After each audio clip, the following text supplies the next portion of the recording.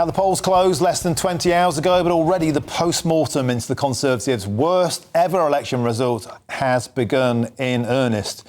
Senior Tories such as Penny Mordaunt and Grant Shapps said where they thought the party's gone wrong after they lost their seats. And today, the man who called the election out of the blue, Rishi Sunak, well, he apologised. I have heard your anger, your disappointment, and I take responsibility for this loss. To all the Conservative candidates and campaigners who worked tirelessly but without success, I'm sorry that we could not deliver what your efforts deserved. It pains me to think how many good colleagues who contributed so much to their communities and our country will now no longer sit in the House of Commons. I thank them for their hard work and their service. Well, those were the final words of the former Prime Minister, Rishi Sunak, and I'm now joined in the studio, of course, by Anne Widdecombe. Anne, it started on those steps in the thunderous rain. It ended there. Do you believe that Rishi Sunak bowed out with dignity? Yes, I think he did go with dignity. But I think what one should always remember is that he was instrumental in unseating a Prime Minister. He who had not been elected by the party in the country, but had been elected by the parliamentary party. And therefore, there was always going to be a tension.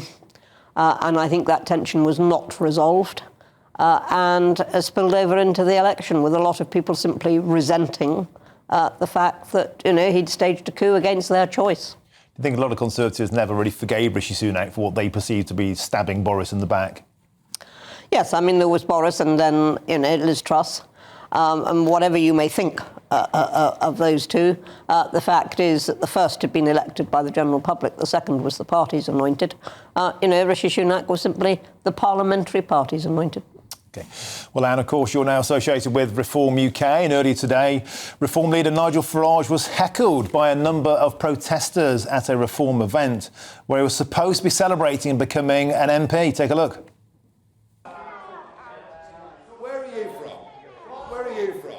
Oh, well, that makes sense. Yes. Are you downwind of the You've had a bigger lunch than I've had. Boring. Boring. Boring. Boring. Boring. Boring. Boring. Bye, darling. Have a lovely day. Lots of love.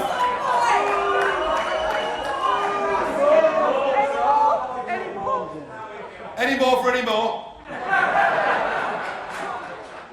Actually, yes.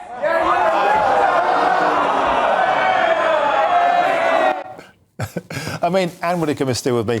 It's kind of funny the way Nigel handles this. Nigel Farage he judo throws the energy back. But these are the people who call themselves the tolerant liberal left. They invaded this event. They caused a hoo-ha. Will any of this take any wind out of the sails of the Reform Party, or actually will this just add momentum? No, it just adds momentum. I mean, you've put your finger on the problem. People are always preaching tolerance and kindness, and all this sort of thing. And yet they are the most disruptive and the least willing to listen. And if you want an offence against free speech, look for a Liberal.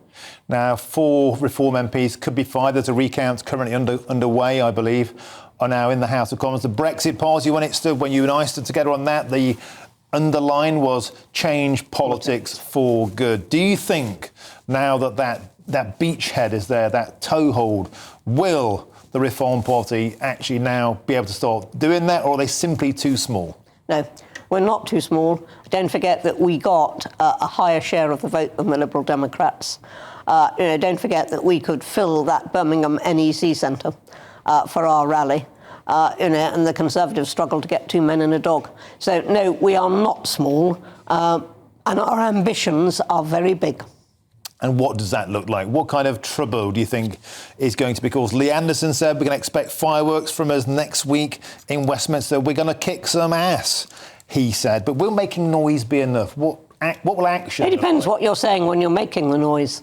And if what we're saying is what we were saying during the general election, which quite clearly pleased a lot of people, then I think we'll be listened to.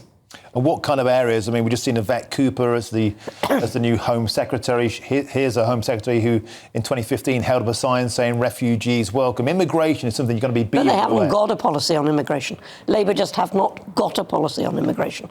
And when the boats come in, as they will do day after day, what are they going to do about it? Answer, international hot air, talking with other people, getting nothing done. Do you think if we expect to see by-elections, we can expect to see reform standing again and keep pushing on? Oh, reform will keep pushing on, yeah. Yeah, and are you confident that something concrete is going to come about? As Nigel Farage talks about this being a 10-year project, with this the beginning? This is the beginning. It is a long-term project. But I believe that at the next general election, which is 5 years away, we could even become the government. Wow, strong words. Anne Widdecombe, I know you've had a long night. You've been beavering away as an analyst throughout this.